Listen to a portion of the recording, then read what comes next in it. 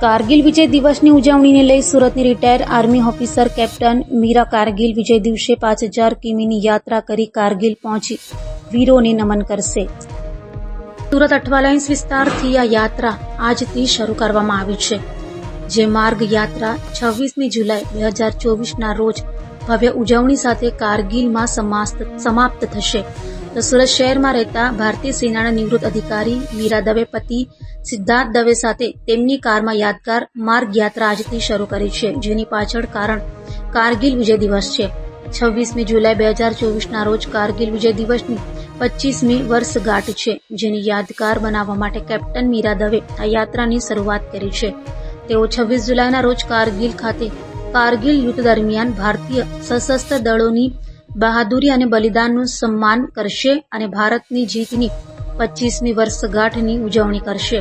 તો આ અંગે કેપ્ટન મીરા દવે જણાવ્યું હતું કે કારગિલ ખાતે જે કાર્યક્રમ આયોજિત કરવામાં આવ્યા છે ત્યાં તેઓ જનાર છે। આ યાત્રા સુરતથી શરૂ થઈ રાજસ્થાનના જયપુર, શ્રી ગંગાનગર અને ત્યારબાદ પંજાબના ભટિંડા, અમૃતસર, જમ્મુ કાશ્મીરના જમ્મુ, શ્રીનગર અને ત્યાર પછી કારગિલના દ્રાસ સુધી પહોંચશે। સ્થાનિક વિદ્યાર્થીઓ, શિક્ષણવિદો અને પ્રજા સાથે ઇન્ટરેક્શન કરશે।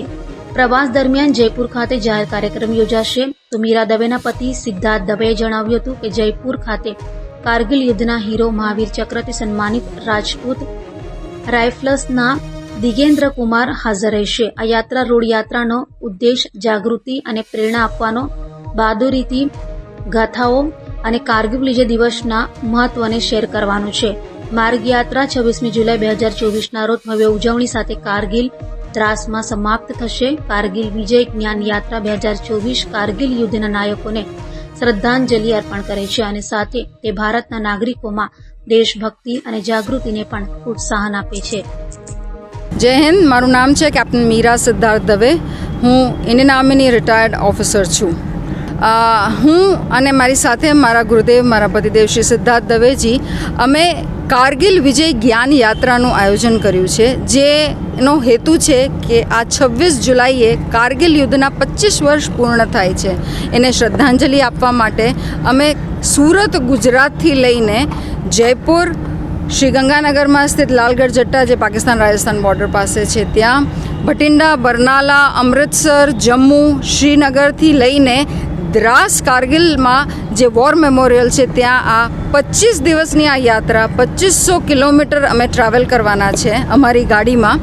અને આ આખી યાત્રા દરમિયાનમાં જે સ્ટોપ્સ છે ત્યાં અમે યુનિવર્સિટીના સ્ટુડન્ટ્સ સાથે અને નાગરિક સાથે આપ સૌ મીડિયાના માધ્યમથી અમે એમની સાથે ઇન્ટરેક્ટ કરવાના છે।